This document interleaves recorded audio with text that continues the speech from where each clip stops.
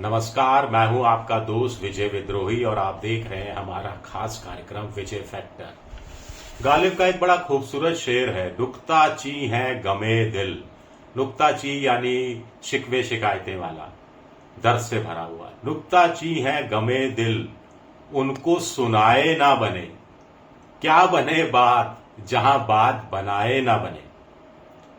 तो प्रधानमंत्री नरेंद्र मोदी और आरएसएस प्रमुख मोहन भागवत के बीच जो चल रहा है, इस शेर से ज्यादा कुछ भी कहना जरूरी नहीं है, लेकिन कुछ कहना है, कुछ बात करनी है तो कर लेते हैं। क्या बने बात जहां बात बनाए ना बने। तो किस बात पर बिगड़ी है बात कि बात बनाए नहीं बन रही। इंटरेस्टिंग है। तो 100 बात की 2 बात। एक, बीजेपी का नया राष्ट्रीय अध्यक्ष कौन होगा। दूसरी, क्या प्रधानमंत्री नरेंद्र मोदी कुर्सी पर कब तक टिके रहेंगे। 2029 का कार्यकाल पूरा करेंगे या नहीं। मोदी और आरएसएस प्रमुख भागवत के बीच संबंधों में 2 ही पेच अटके हुए हैं, लेकिन ये दोनों पेच ऐसे हैं जो आपस में भी उलझे हुए हैं, आपस में भी जुड़े हुए हैं। ये इंटरेस्टिंग है। बीजेपी का नया राष्ट्रीय अध्यक्ष जब भी तय होगा, उससे साफ हो जाएगा कि मोदी 2026 के बाद प्रधानमंत्री बने रहेंगे या पंडित नेहरू का आम चुनाव से पहले चुने गए प्रधानमंत्री पद के कार्यकाल के रिकॉर्ड को तोड़ने के साथ ही मार्गदर्शक मंडल में चले जाएंगे। जितने मुंह उतनी बातें। हमें क्या मालूम साहब, जितने मुंह उतनी बातें। तो कितनी बातें। मोटे तौर पर 4 तरह की बातें। पहली बात, कहा जा रहा है कि मोहन भागवत को प्रधानमंत्री मोदी ने इस बात के लिए राजी कर लिया है कि संघ का एक कार्यकर्ता क्यों ना ऐसा हो जो देश में सबसे लंबे समय तक प्रधानमंत्री पद पर रहने का रिकॉर्ड बनाए। अभी तक ये रिकॉर्ड पंडित नेहरू के पास है, 1947 से 27 मई 1964 तक। यानी कितने साल हुए, 17 साल हो गए करीब करीब। लेकिन 1952, 47 से 52 तक वो आम चुनाव देश में हुए नहीं थे। 52 में पहला आम चुनाव हुआ 1952 में, तो 52 से 64 मई तक 12 साल, लगातार 12 साल।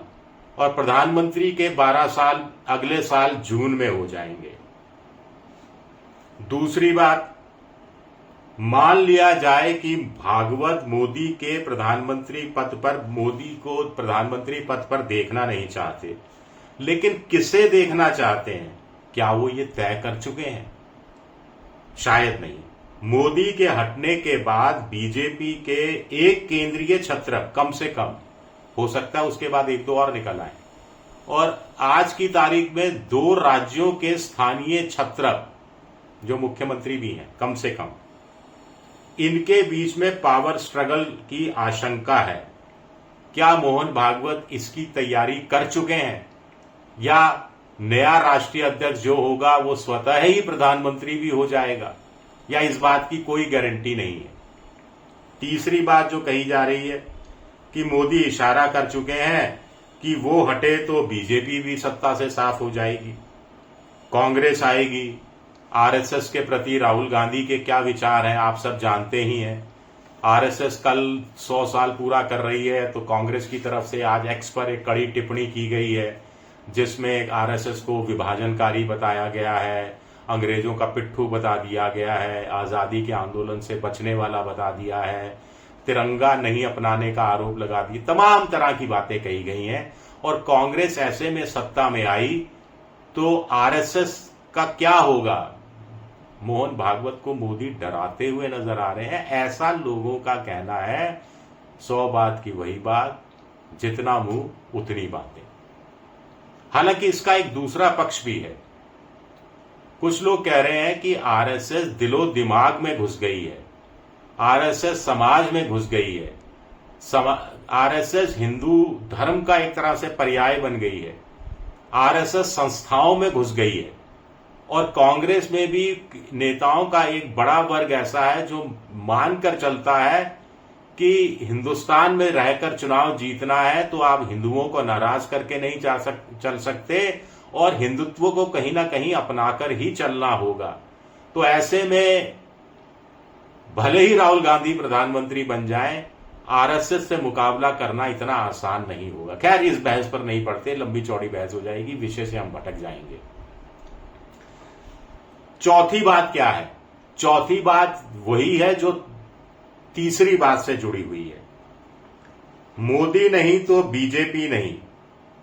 अगर ऐसी तीसरी बात कहती है तो चौथी बात यह कहती है कि भागवत की चिंता है कि और ज्यादा समय तक मोदी रहे तो बीजेपी वैसे ही विचारधारा के स्तर पर खत्म हो जाएगी।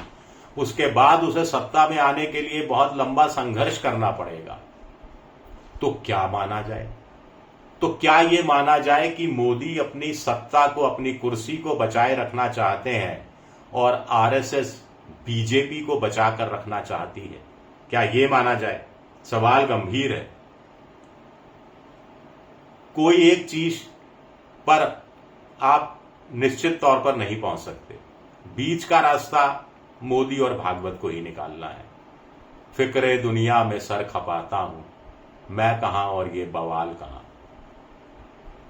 मोदी जब तक गुजरात के मुख्यमंत्री नहीं बने थे तब तक वो आरएसएस के प्रति उनका समर्पण था, पूरी तरह से एक समर्पित कार्यकर्ता थे।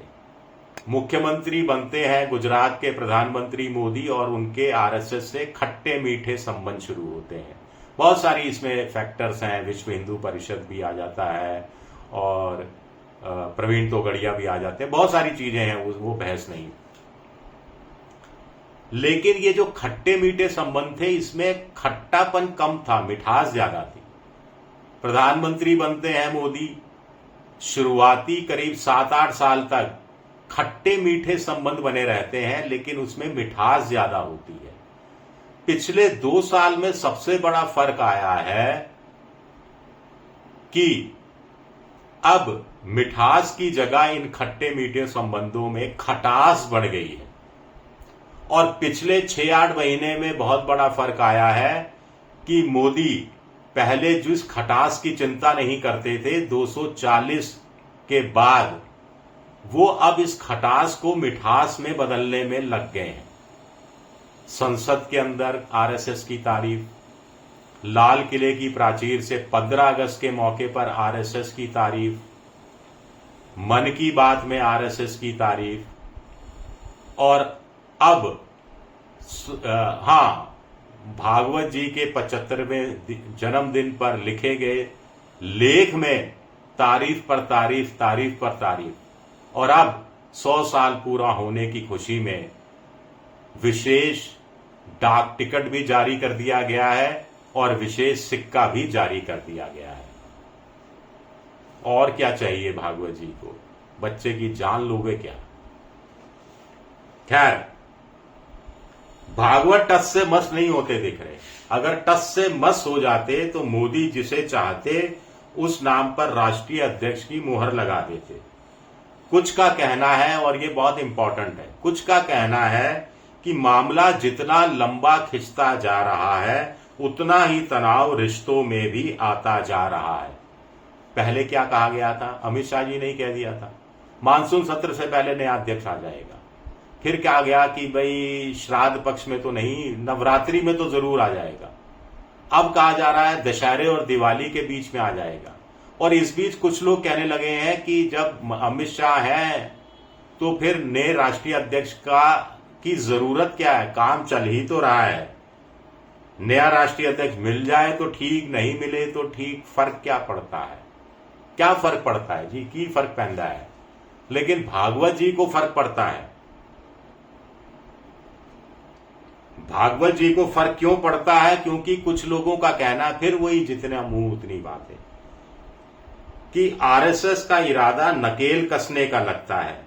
वैसे भी आरएसएस किसी एक व्यक्ति में सारी शक्तियां समाहित करने के पक्ष में कभी नहीं रहा है। अब नकेल जो है नाक में कसी जाती है और उसके लिए नाक छिदवाना जरूरी हो जाता है।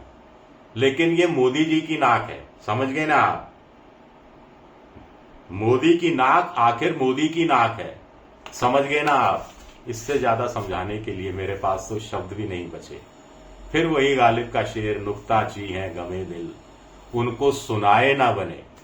तो सुनाया जा रहा है, मोदी जी नहीं सुना पा रहे, भागवत जी इस बहाने उस बहाने सुना देते हैं बिना नाम लिए। लेकिन वही बात गालिब की, क्या बने बात जहां बात बनाए ना बने। शुक्रिया मेरा ये वीडियो देखने के लिए, बहुत बहुत शुक्रिया।